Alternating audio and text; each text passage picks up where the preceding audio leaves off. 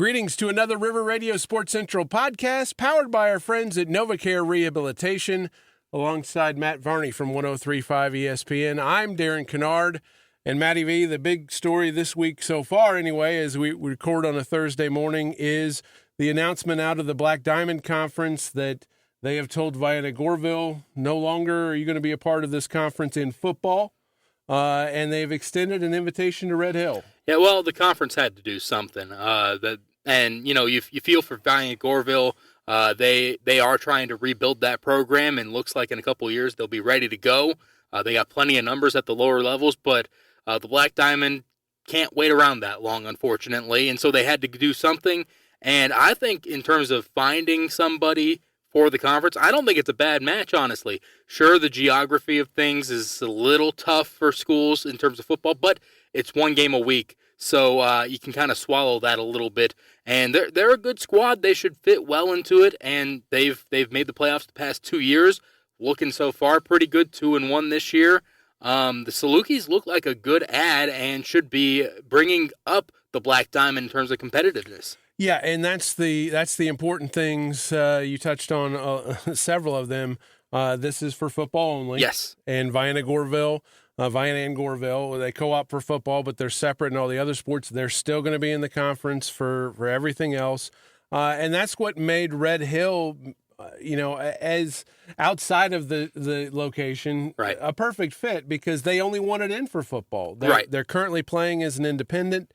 They'd been in the Little Illini for several years after being in the North Egypt Conference back in the day, old guy speak.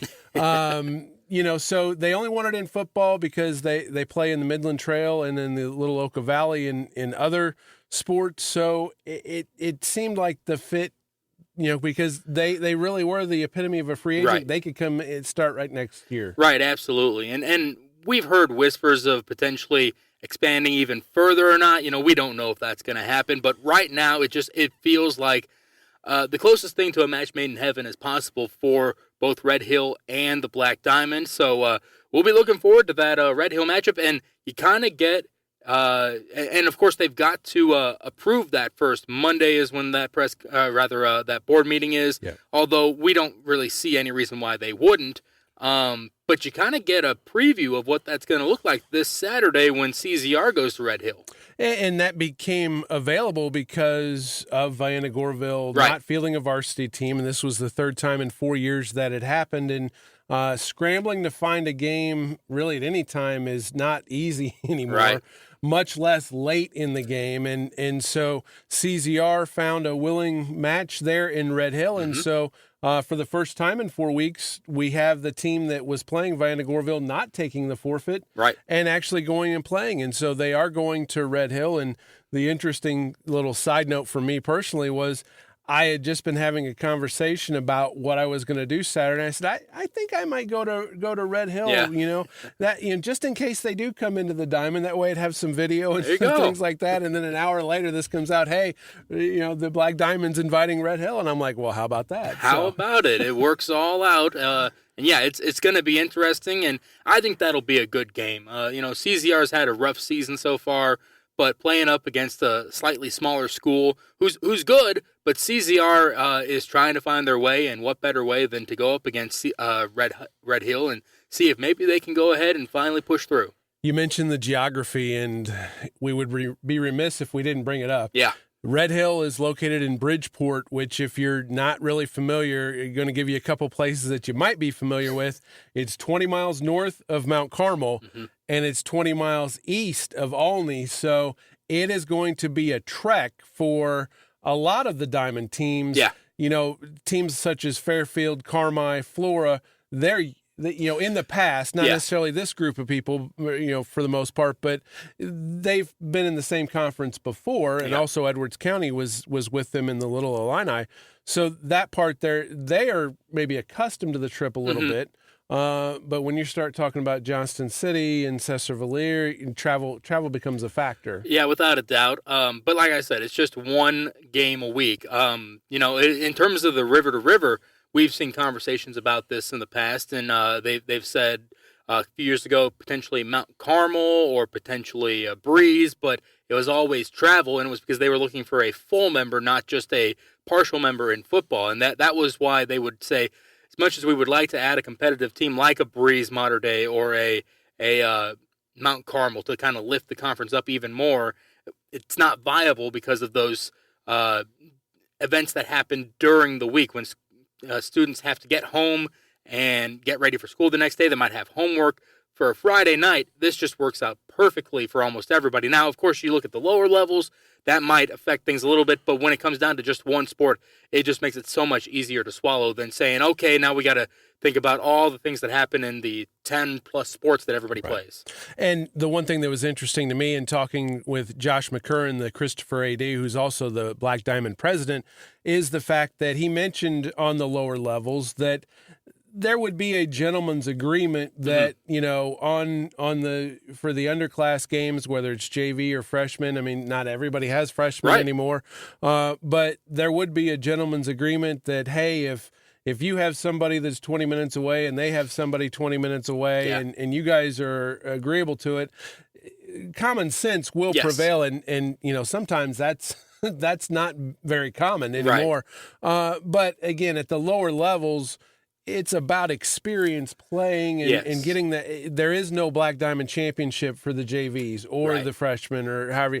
There's no postseason. No, not at all. And so it's about getting the opportunity to play and, going on a bus 2.5 hours on a Monday night. You mentioned, some of the other sports, that's not a position that you want to especially put your younger kids. Right, absolutely. And so the good thing is that they're remembering students first. It's not athlete-student, it is student-athlete.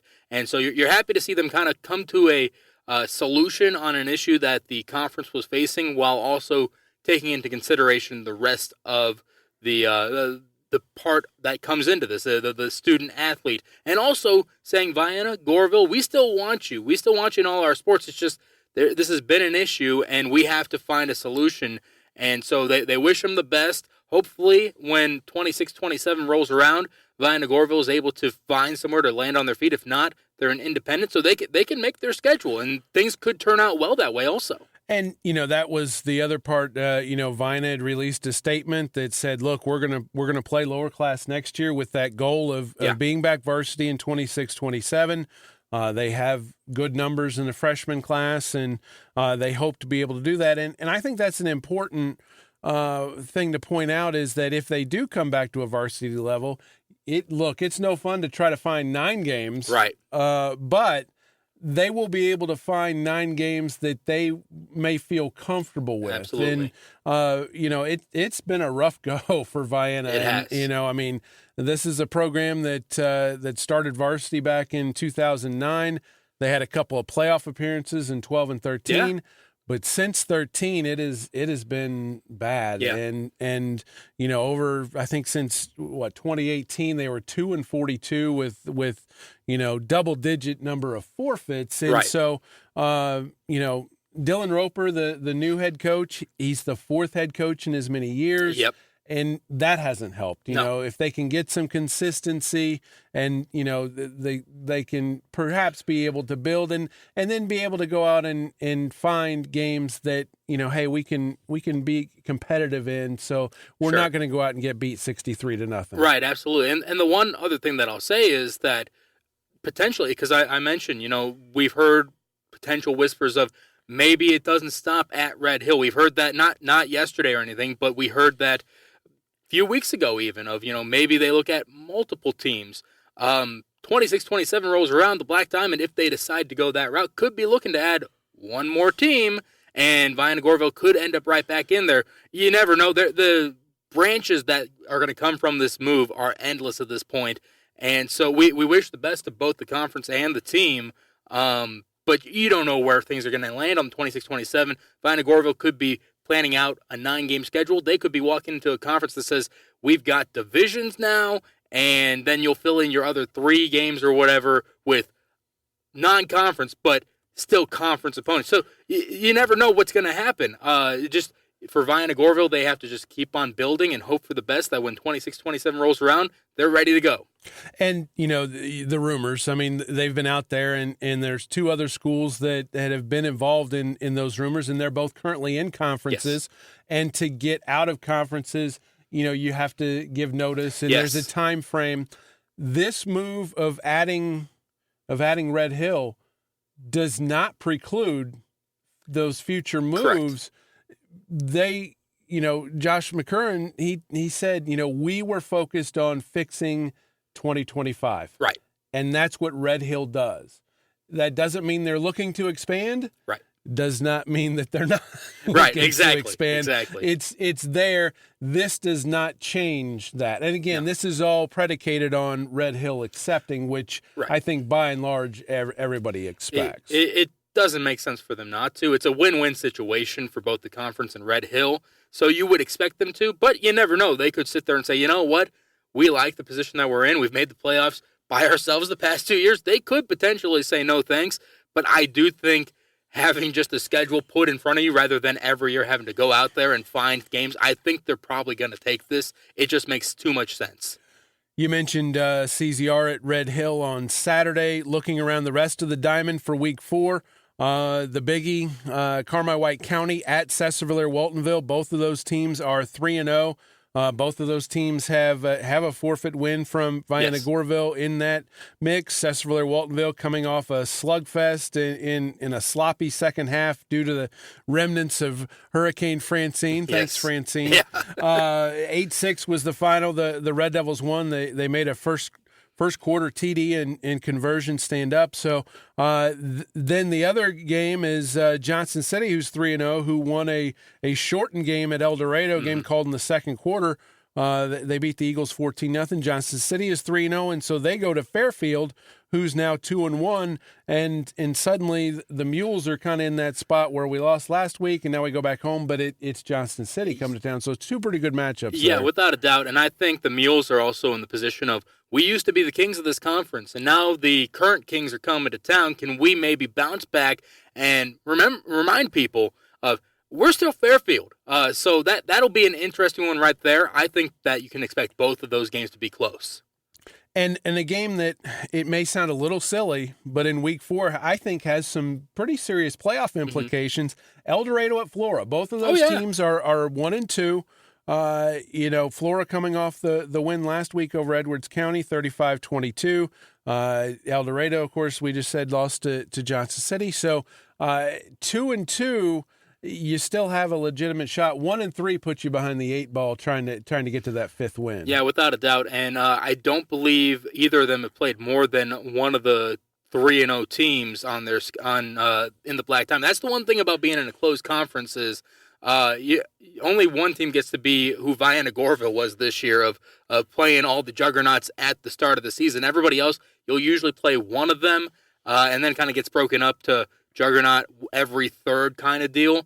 And so, yeah, both of these teams, it does have big conference or rather playoff implications because I believe both of them have 2, if not 3, of those juggernaut teams in the Black Diamond in front of them still. So in Week 4, yeah, you're fighting for that 3rd win because you may only see 2 more wins the rest of the season based on how much more, how tougher the rest of your schedule is. So yeah, at this point, every team I think is starting to say, we got to get to 5, we got to get to 6 as fast as possible.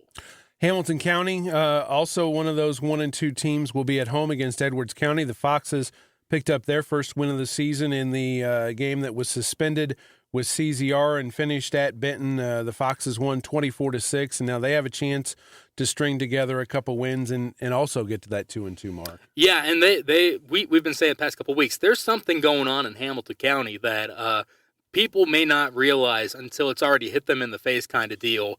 Hamilton County played their scrimmage against Benton and looked pretty good from what I've been told. And then the first 2 weeks, yeah, they took losses, but they looked pretty good. And then last week, they came out and just ran right through CZR and announced to the world, yeah, the Foxes are here. And yeah, they're sitting at 1-2 right now, but darn it, they're looking good. don't underestimate the Foxes. And, this also, week 4 marks the beginning of conference play on both sides of the river to river. Yes. Murfreesboro, the squad that you have the calls for on Friday nights, coming off an enormous performance and win at Benton. Yes. They will open at Massac County. Yes, and I've been digging through the notes about Massac County this week, and the one thing that stood out to me is they have an explosive offense.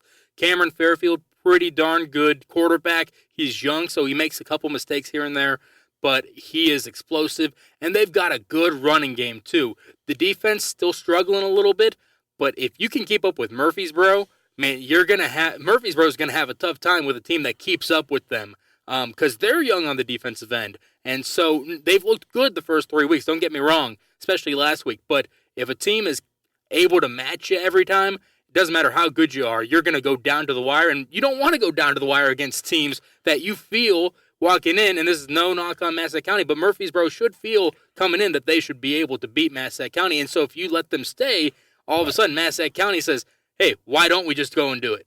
Yeah, longer than a team that is allowed to believe that they are competing with one of the conference favorites.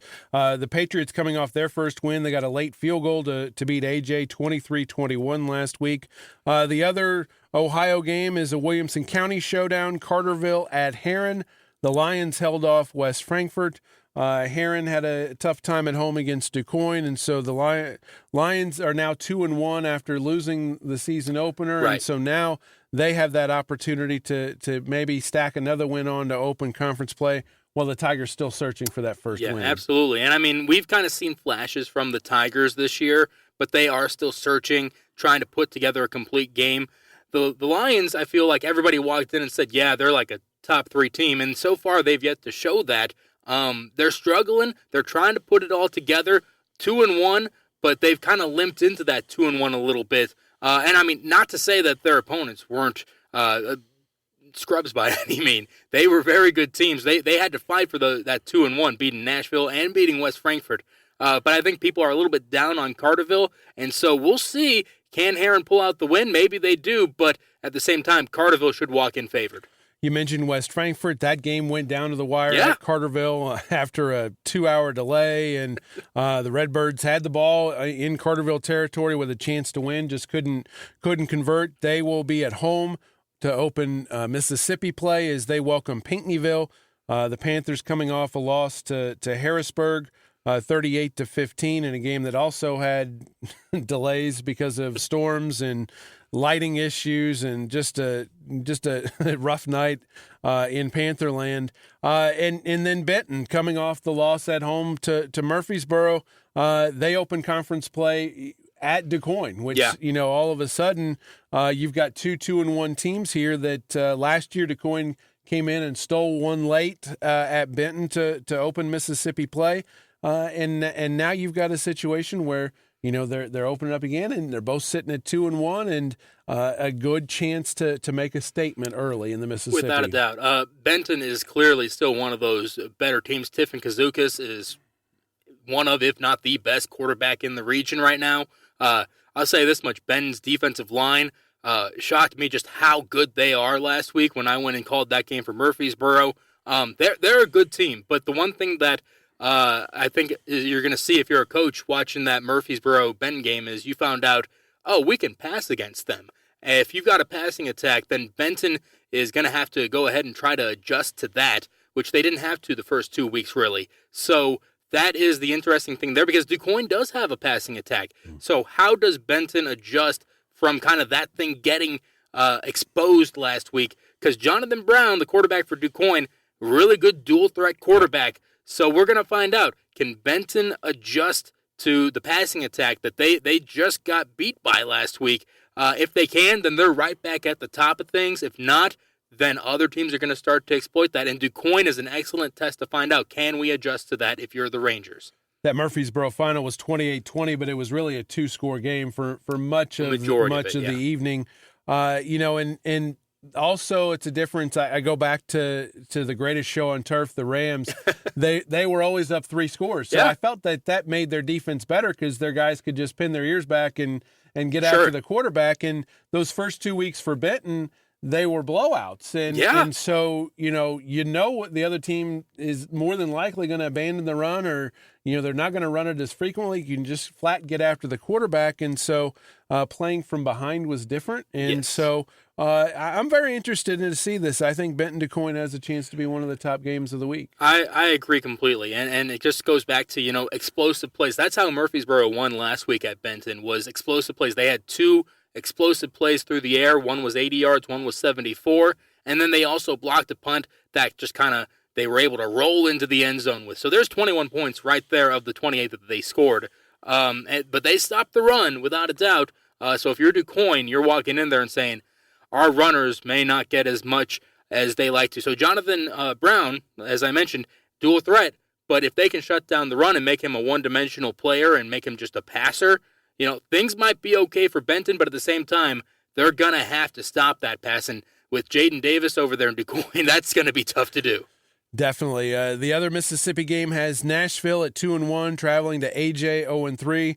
The Hornets got 166 yards and 5 touchdowns from Samuel Colbaum in the win at Westland last week. And so that was a nice bounce-back performance for the Hornets after losing at home to Carterville. Yeah, and I mean, you were just reminded basically of just how many playmakers they have, because they have so many at receiver and running back, and their quarterback, who's just a sophomore, is looking like he's going to be one of the better guys for the next couple of years. So Nashville looking like the favorite going into this week. AJ's still kind of figuring some things out, but they also show flashes here and there of being able to run, clearly. They're running a spread offense this year, and they've got a receiver on there, Jeffrey Campbell, who is pretty impressive in my opinion. He kind of stands above everybody else on AJ, and he can go ahead and catch that ball.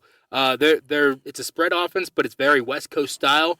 If AJ can just hold on to the ball as long as possible, they could make this a game against Nashville. And the one thing that we've talked about 2 of the 3 weeks that doesn't appear to be a factor, at least precipitation-wise, is the weather. Now, the one thing that might be a factor is the heat. Yeah. And I made this comment last night is, upper 80s in September hits different. It absolutely does. Reason. It absolutely does. And I mean, it's been up and down the past 4 weeks, basically. I remember leading into week 1, it was a nice, cool mid-70s. It was perfect. And then you go into the week of week 1, and it's blistering 80s. And then it's been a yo-yo. And so this week, it's no different. They're having to deal with weather once again in a different form, and so we will see just how that affects things. Stamina obviously becomes probably the biggest issue, but you're in week 4, you should be pretty well conditioned at this point to this stuff. So we'll see. He definitely will probably translate into cramps more than anything else, but stamina could be an issue as well. On to the South 7. Let's get back to talking what we know about. Carbondale's at Cahokia in the only conference game. Rough sledding for the Terriers the last 2 weeks after the big win over Murfreesboro. Yeah. And it is not going to get any easier this week. No, it is not, but I'll tell you this much, that they have just an explosive offense. Woolley is still learning as a sophomore at quarterback, but they have 2 very good wide receivers, and Mozzie Graham is a great running back as well. Just their offense is so explosive. Their offensive line is huge.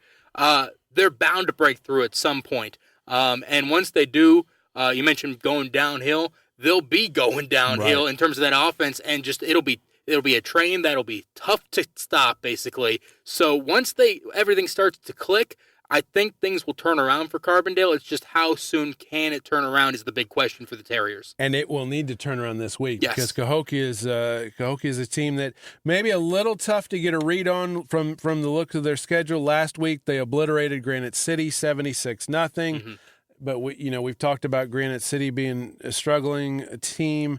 They lost to I believe it was Jackson, Missouri. Yes. And that's a perennial power. Mm-hmm.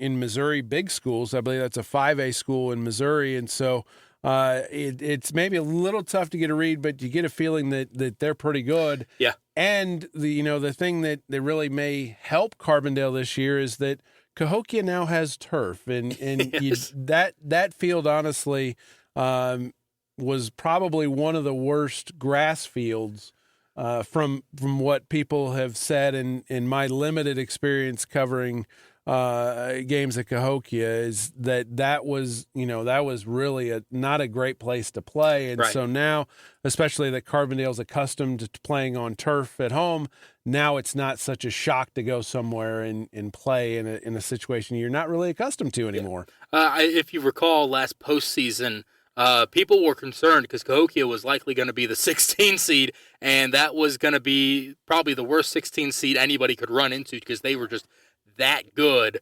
in the 4A postseason, and they were kind of limping in a little bit. But that goes to tell you just how good Cahokia was last year, and now we're talking about them this year. Clearly a lot of guys back from that team and just have improved. Clearly, if they're playing with somebody like Jackson, Missouri, who's a perennial powerhouse, so and just stomping Granite City and whatnot. So tough task for Carbondale this week, but if they can turn things around, if they can get that offense going downhill and just making big play after big play, which I know is a tall task, but with a sophomore quarterback like Woolley, who's got the arm to throw it and find guys like Barry over there and Lilly, if he can find those guys continuously on long passes, which they can do in that offense, then things will be okay. But it's got to click right now.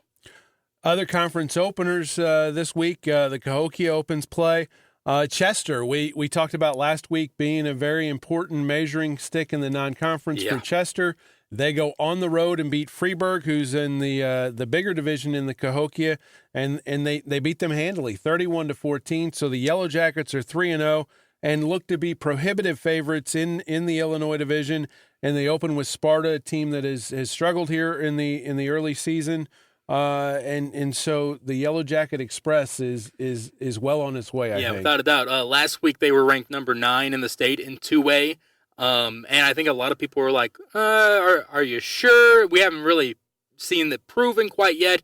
Well, they're ranked number 9 again. Honestly, I think they should be a little bit higher after getting a win over Freeburg, but they'll take the ranking and say thank you very much. The coaches don't care about it. The kids might care a little bit, but number 9 in the state, 2A, that's pretty good for Chester, and it's been proven at this point. Now it's really the world is their oyster. What are they going to do with it? We'll find out. But without a doubt, Chester walks into Friday night the prohibitive favorite against Sparta. And when you look at the rest of the Illinois, the teams have struggled, and Redbud would appear to be their biggest challenge. Mm-hmm. You know they've had some injuries to deal with, and some losses from last year's team that was really good. And so Sparta, Westland, Dupo, Carlisle, they've had challenges.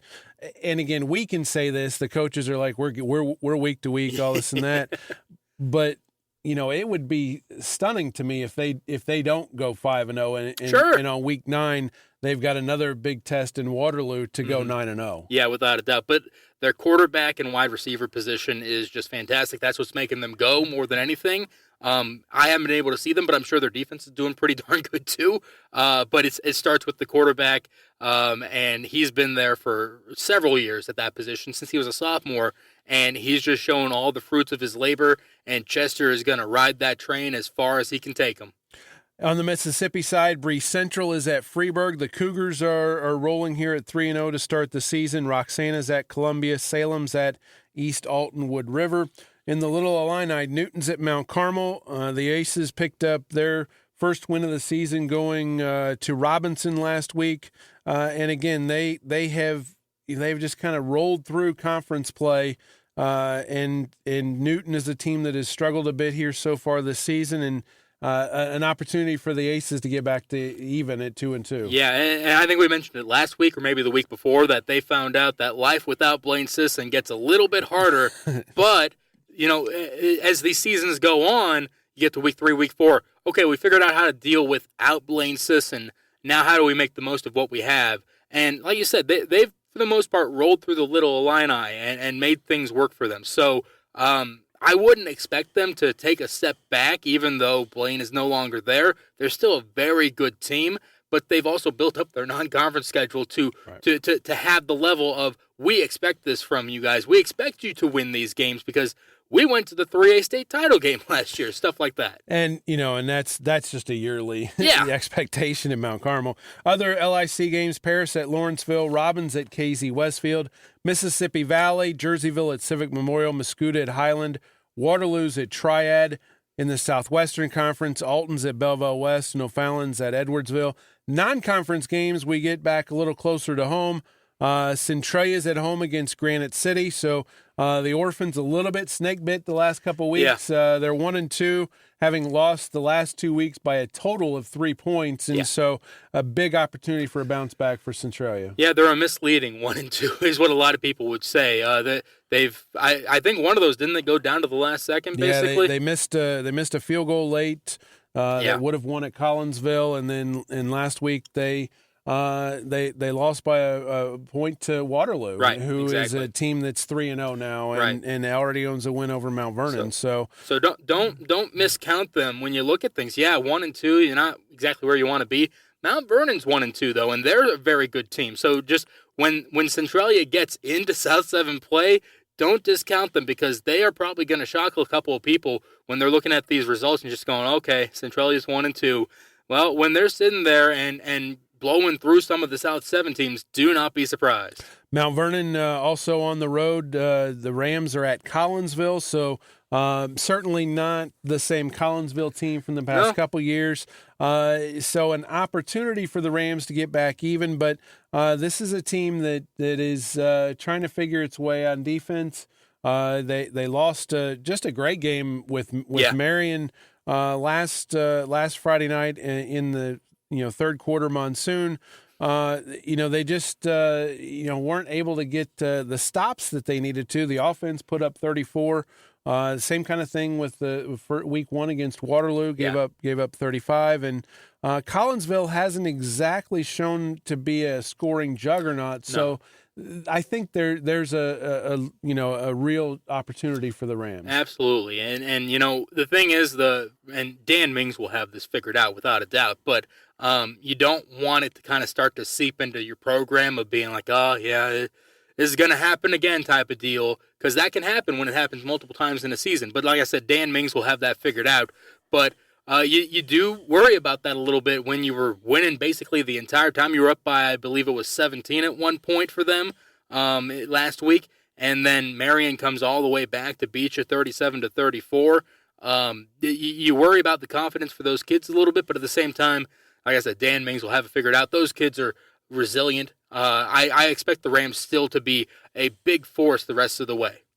Other non-conference games, we talked about travel with the Black Diamond. Non-conference travel for Harrisburg this week because of only 5 teams on the Ohio side. Each one of those squads has to find a non-conference game during while everybody else is playing conference. Harrisburg starts out on the road, and they have to go to Alton Marquette. And there is no quick way to get from Harrisburg to Alton. No, but I tell you what, that should be a good game. Harrisburg is just such an interesting team to me this year. They were right there last year. Honestly, as the Murfreesboro play-by-play guy, I can sit here and tell you they probably should have won that Murfreesboro game in the quarterfinals, but Murfreesboro just found a way in the final 40 seconds to go all the way the length of the field. But I digress. Just the fact that they're really interesting. They have a lot of their guys from last year back. Owen Rain is leading them, and he's looking pretty darn good this year. They're very interesting. Once they get into Ohio play, how much can they run the table is a question. You got 3 teams in the Ohio that I think everyone are looking at saying they could win it in Murfreesboro, Carterville, and Harrisburg. But I think Harrisburg is walking in saying we should have had everything that we wanted last year, and we didn't get any of it. So I think they've got kind of a us against the world mentality. So it doesn't matter how good the opponent is that they're facing. They're going to go in and have a chip on their shoulder every single time. Now, of course, they haven't won every single time just yet this season, but that just adds to that chip of saying, you don't believe in us. And that has been something that, sometimes it turns into a complex, but sometimes it does work out for these teams. And so we'll see just how well it works out for them.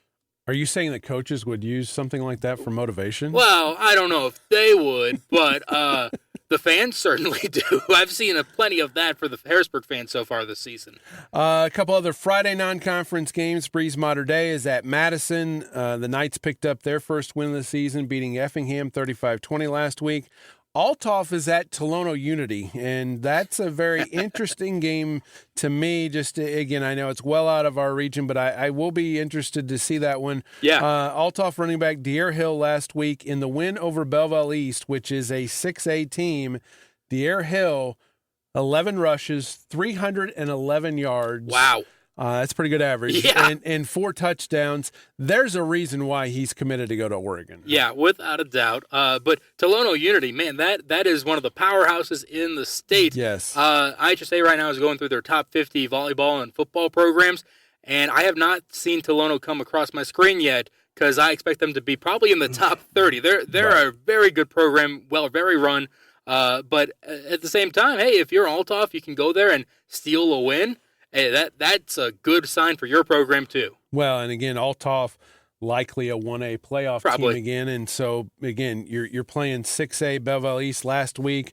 Unity's a 3A team, and so that's going to do nothing but help them down the road. Yeah. Saturday, we mentioned CZR at Red Hill. That game has been moved to 11 o'clock due to the heat. Marion is at home in a non-conference game against Springfield Lighthouse Christian.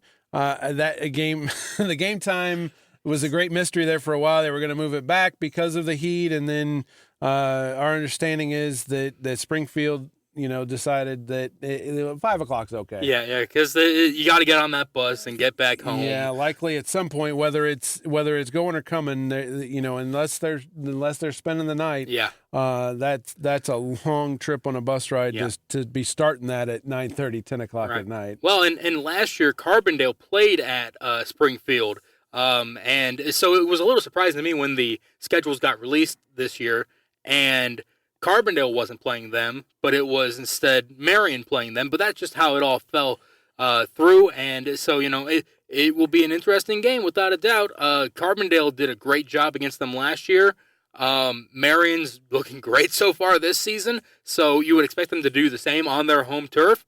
But you got to play the game to find out if you're going to get that win. Yeah, the Wildcats coming off that 37-34 win at Mount Vernon. We talked about Callahan Roper was outstanding. Yeah. Made some great throws, especially in the rain. And Yep. that takes one courage as a play caller to Yeah. make those calls in the rain, but also trusting in your guy to be able to throw it. And he threw some strikes again. And Yeah. we're talking about a couple of those plays. If you go back and look at the highlights on River Radio Sports Central, nice plug, right? He threw, just a rope down the sideline, and in the rain. It was perfectly placed. And again, I've been very impressed with him so far. And again, for Marion, an opportunity to go 4-0 at the start for the second straight year. Mm-hmm. And this is one that at home they've got to feel like that we definitely got to take care of business. Yeah, and also just the skill in the quarterback to throw in the rain, the way that he did, just fantastic. Very impressive. In the press box at Benton last week during our 50-minute delay, we flipped that game on. We found a stream for it and watched it, and he was making some impressive plays without a doubt. So Callahan Roper, man, he is going to be fun to watch these next couple of years as you near the halfway point of his junior season. That's right, he's coming back next year too. And a couple of other conference games slated for Saturday in the Little Illini. Olney Richland counties at Marshall. That's a 2:00 game. And in the Southwestern Conference, East St. Louis is at Belleville East. And you'll probably get sick of hearing us say it, but it's a little difficult to believe that we're now getting into the bulk of the conference games. And we get this week is already week 4, and next week all of a sudden is the midway point of the regular season, and it's crazy how fast football season goes. It really is. I was saying that to somebody yesterday. I can't believe we're already a month into this season, and it's a lot of fun. But if you blink, it goes right by, and then you're talking about playoff points and everything, and who's in, who's out. So enjoy the next couple of weeks while it lasts, because this is. The first 3 weeks are fun, but everybody's still kind of getting into it. Weeks 4, 5, 6, man, those are some of the more fun games because everybody's kind of in that zone. Everyone still has a chance. once you get to 7, 8, 9, yeah, we're talking about playoff points, and just it gets a little bit more on the mathematical side, I guess. Whereas playoffs. Yeah, exactly. but right now, we get to just enjoy football. Everybody's playing at kind of the peak because everybody is finally escalated up to that. Everybody's in there conditioned. The playbooks are opened. It's just a lot of fun at this point. A couple other promotional announcements. Be sure to go to River Radio Sports Central to vote for our Orthopedic Center of Southern Illinois Primetime Performer. You can read about those nominees and vote there. And, of course, join us Friday Night Live on our River Radio Sports Central Facebook page for Friday Night Live, powered by Charlie's AC and Heating, where we'll give all the scores from Friday night's action and talk about all the games from across the area. Folks joining in from around the area for games that they saw. We have great discussion on Friday night. Maybe we can get it in before 11 at some point. I'm hopeful. It hasn't been the case so far. We've had varying variables, but that's the way it goes sometimes. And again, if you haven't done so already, download the River Radio Sports Central app. You can have all of that information at the palm of your hand: scores, highlights, features, etc. There's also a neat option there, Maddie, that you have the ability to, if you take some pictures or video at games, you have the ability just to go into the app and send it to us. We'd love to see it. Yeah. We'd love to post it. And so download that app. It's available in the Apple and all the places that you get apps for your phone. So, but that's going to do it for us here on the River Radio Sports Central podcast. We thank our friends at NovaCare Rehabilitation for being able to allow us to bring this to you. For Matty V, I'm Darren Kinnard. We'll talk to you again next week. Have a great weekend, everyone.